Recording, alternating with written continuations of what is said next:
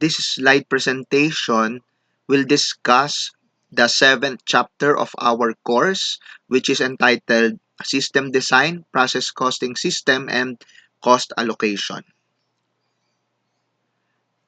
So we will discuss the concept of process costing, the two methods of cost allocation in process costing, namely weighted average method and first in, first out method.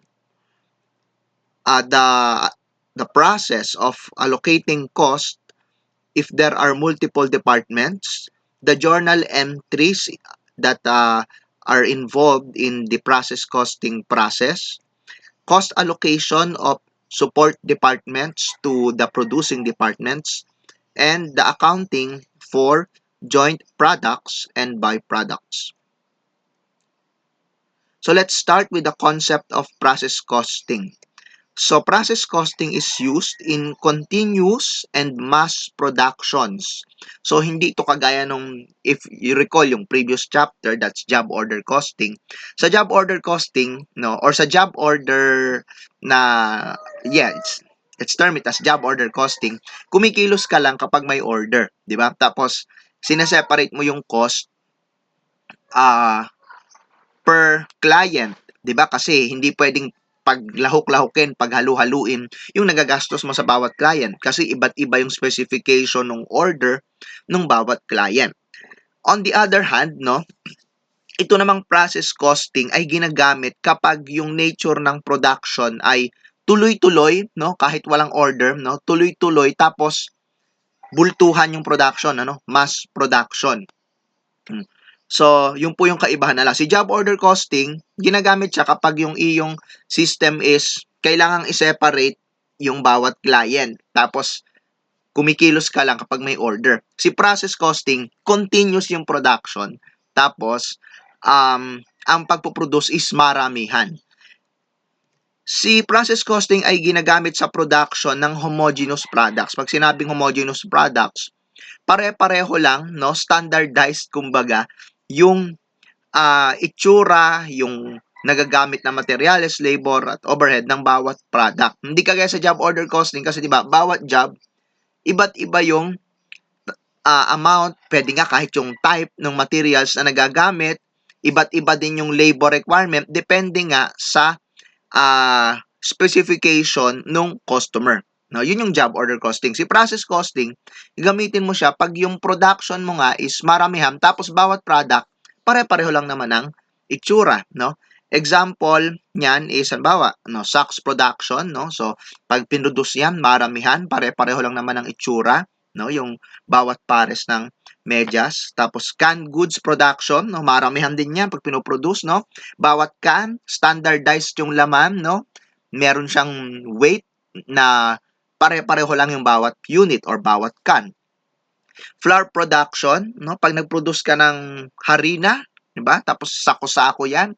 Bawat sako standardized yung laman niya, 'di ba? Pag binuksan mo yung bawat sako, pare-pareho lang ng itsura 'yan, no? Puro puti, no? So, ganun po yung tinatawag na mass production na ginagamitan ni process costing. So, dahil nga mass production ka at pare-pareho lang naman yung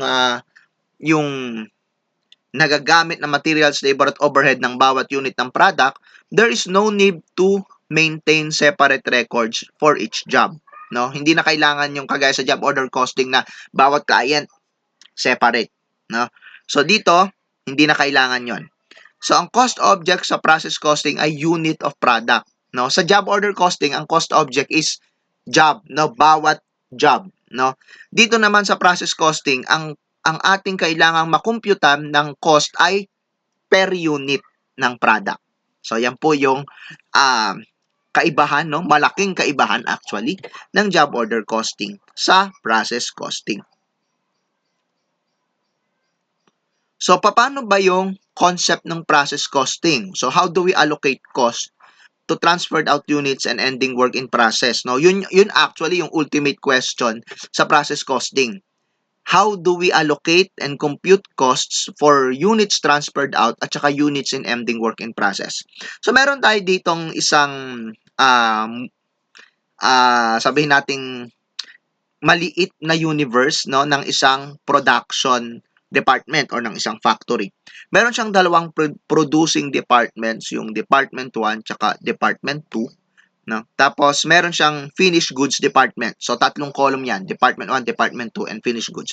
So, syempre, si Department 1 yung starting process. So, si Department 1, no, pag nag-start na yung process, mag-incur siya ng materials, labor, at saka overhead. So, yan. So, yung tatlong yan, alam natin, natutunan natin to sa mga nakaraan nating chapter, na silang tatlo yung pinagko-combine para makabuo ng finished product. Ngayon, yung tinrabaho ni Department 1, dalawa lang naman ang pupuntahan niyan. It's either ma-transfer out siya, represented by TO, ibig sabihin matapos siya at maipasa sa Department 2, or maiwan siyang hindi tapos as work in process ending. So, yan po yung pupuntahan ng materials, labor, at overhead na pinag-combine ni Department 1. Again, it's either TO or transferred out, matapos siya at matransfer sa kabilang department, or pwede ding maiwan siya sa Department 1 as work in process ending. So, syempre, yung matatapos sa Department 1, ipapasa niya yan kay Department 2. So, yung natapos na yan ni Department 1, na tinanggap na Department 2, no, madadagdagan pa yan ng materials, labor, at overhead galing kay Department 2. No, so, yan. So, ganyan yung mangyayari dyan. And again, kagaya din nung kanina, yung lahat ng tinrabaho ni Department 2, no, yung natanggap niyang units kay Department 1, no, tapos dadagdagan pa niya ng material, labor, at overhead, dalawa rin lang ang pupuntahan niyan, di ba? It's either matapos siya, matransfer to finished goods, or maiwan as work in process at the end of the period. Siyempre, yung natapos na Department 2, assuming na siya na yung last department, ay mapupunta kay finished goods department. So syempre, no, yung kay finished goods department, balikan lang natin, no.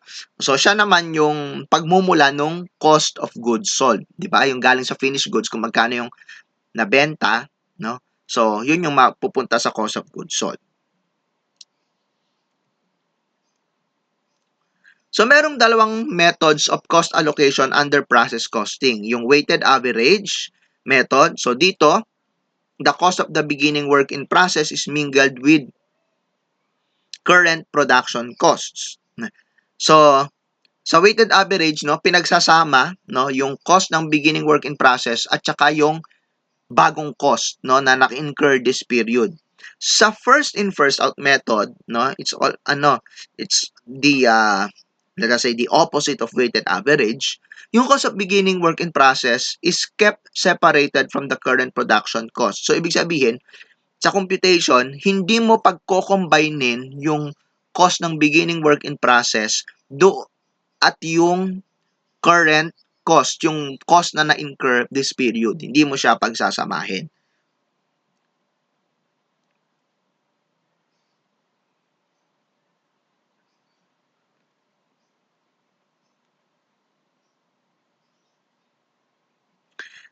So, para sa discussion ng weighted average method, we will use yung nasa book, no? Yung illustrative problem 7.2 na nasa page, wait, nawala ako. Ayun, page 217.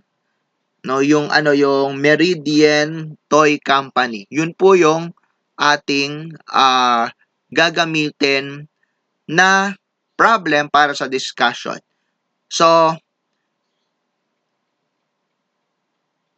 at this point, no, maybe you can pause the video, no, para basahin yung illustrative problem 7.2.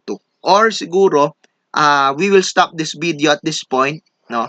Maggawa tayo ng separate video para dun sa discussion natin ng solution para sa illustrative problem 7.2.